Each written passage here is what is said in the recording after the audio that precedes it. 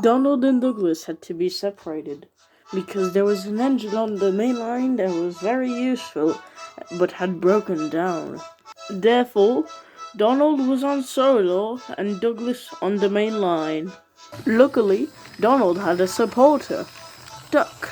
The two got on swimmingly, but Donald was losing a lot of energy. Braking buffers seemed to happen too often for the wee engine. Passing a few danger signs here and there didn't seem to happen rarely either, since it happened a lot. The trucks were getting tired and started to make a scheme of their own. Who does he think he is bashing us about? Like we're just rolling stock.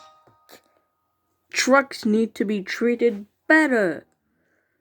We need to not be ignored by them steam engines. Later, Donald was pulling a train on the main line. He had to take empty trucks before the loaded ones. The empties told the plan of how they were gonna take Donald out. The start went well enough, but soon trouble arose. The brakes slipped on, and one truck ran a hot axle box. Donald just had to shut it out of the train. Later, Donald was stopped just in front of Gordon's Hill, so that the guard could content to do wagon brake. When all was ready, he started with a clang. A sudden jolt resulted to a couple to snap, making the last truck and the brake van come loose. Feeling the snap, Donald's driver looked back. Coming from behind was a truck from the climb. He sounded like a member of the train. We got to keep ahead of them, Donald. I just hope that there's nothing on the platform on Edward Station. But we're meant to stop there and leave some of these trucks. If they catch us, there'll be nothing for us to leave. Then what are we waiting for? And he surged forward. Donald raced down the line. The guard in the van could only do so much. The trucks, getting closer and closer, started to get near Edward's Station. Thankfully, the line was clear. Whistling frantically, Donald whooshed by the signal box, whistling like a banshee. The truck screaming right behind him. The signalman put a warning down the line. All traffic lost. Then, slowing down, was the trucks detached from Donald. They had slowed into a crawl, just arriving in front of the signalman. They were very relieved indeed.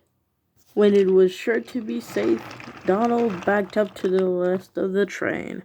As the Scottish engine came back to Edward Station, he bumped the trucks just to be sure. There'll be no more further trouble, ain't it? The trucks didn't know how to respond, but they didn't have to. Emily was coming with her passenger train with Sir Topham Hatt. I sure hope so, he said. Donald jumped, only to realize that Sir Topham Hatt was in the coaches. I assume your whole island knows about your escapades, with the noise you were making. Sir, it's been hard without Douglas around. It just doesn't feel right. This won't happen again. I sure hope so. I do appreciate your efforts to warn about the danger, but not to a ruckus like that. Adding to that, you have caused considerable delays on the line. But your excuse will be accepted. Douglas will come back in a week. Don't worry. Now don't do any more trouble. Yes, sir. And then Sir Topham Hatt trailed off.